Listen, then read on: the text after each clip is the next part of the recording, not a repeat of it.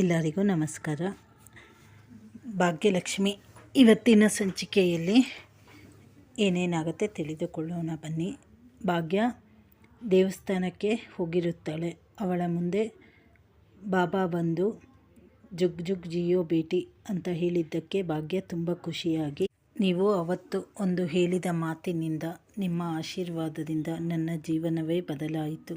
ಆ ಒಂದು ಮಾತು ನನಗೆ ಎಷ್ಟು ಶಕ್ತಿ ಕೊಡ್ತು ಅಂದರೆ ನನ್ನ ಜೀವನದ ದಿಕ್ಕೇ ಬದಲಾಗಿ ಹೋಗಿದೆ ಅಂತ ಹೇಳಿದ್ದಕ್ಕೆ ಆ ಬಾಬಾ, ಜೀವನದ ದಿಕ್ಕು ಇನ್ನೂ ಬದಲಾಗುವುದು ಬಾಕಿ ಇದೆ ಕಣಮ್ಮ, ಅದರ ಕಡೆ ಗಮನ ಕೊಡು ಅಂತ ಹೇಳಿದ್ದಕ್ಕೆ ಭಾಗ್ಯ, ನೀವು ಏನು ಹೇಳುತ್ತಾ ಇದ್ದೀರಾ ನನಗೆ ಅರ್ಥವಾಗುತ್ತಾ ಇಲ್ಲ, ನನಗೆ ಏನು ಅರ್ಥವಾಗುತ್ತಾ ಇಲ್ಲ, ನೀವು ಬಿಡಿಸಿ ಹೇಳುತ್ತೀರಾ ಅಂತ ಕೇಳಿದಾಗ ಬಾಬಾ, ನಾನು ಹೇಳುವುದಕ್ಕಿಂತ ನೀನೇ ಎಲ್ಲವನ್ನ ಬಿಡಿಸಿ ನೋಡಬೇಕು.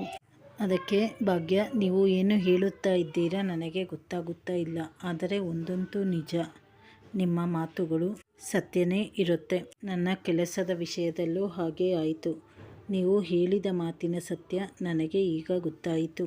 ಆಗ ಬಾಬಾ ನಗುತ್ತಾ, ಸತ್ಯ ಗೊತ್ತಾಗುವುದು ಇನ್ನೂ ಬಾಕಿ ಇದೆ ಬಿಟಿಯ, ಆ ಸತ್ಯ ನಿನ್ನ ಬದುಕನ್ನೇ ನಡಗಿಸುತ್ತೆ ಅಂತ ಹೇಳಿದ್ದಕ್ಕೆ ಅವಳು ಶಾಕಾಗಿ ನಿಲ್ಲುತ್ತಾಳೆ.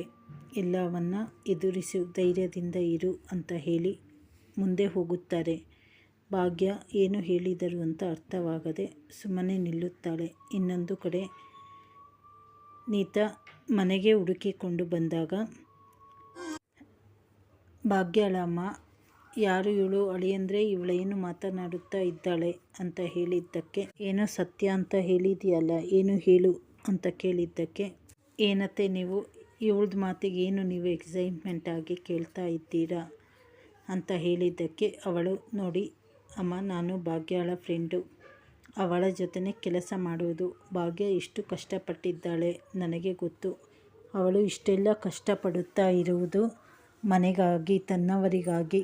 ಅವಳಿಗೋಸ್ಕರ ಅವಳು ಯಾವತ್ತೂ ಯೋಚನೆ ಮಾಡಿಲ್ಲ, ಮನೆಯವರ ಬಗ್ಗೆನೇ ಯೋಚನೆ ಮಾಡಿದ್ದಾಳೆ. ಆದರೆ ನೀವು ಅಂತ ಹೇಳಿ ತಾಂಡವ್ಗೆ ಮೋಸ ಮಾಡಬೇಡಿ ಅಂತ ಹೇಳಿ ಸ್ವಲ್ಪ ಬುದ್ಧಿ ಹೇಳುತ್ತಾಳೆ. ತಾಂಡವ್ ತನ್ನ ತಪ್ಪು ತಿದ್ದಿಕೊಳ್ಳುತ್ತಾನ ಅಂತ ಹೇಳಿ ಮುಂದಿನ ಸಂಚಿಕೆಯಲ್ಲಿ ತಿಳಿದುಕೊಳ್ಳೋಣ. ಚಾನಲನ್ನು ಲೈಕ್ ಮಾಡಿ, ಶೇರ್ ಮಾಡಿ, ಸಬ್ಸ್ಕ್ರೈಬ್ ಮಾಡಿ. ಧನ್ಯವಾದಗಳು.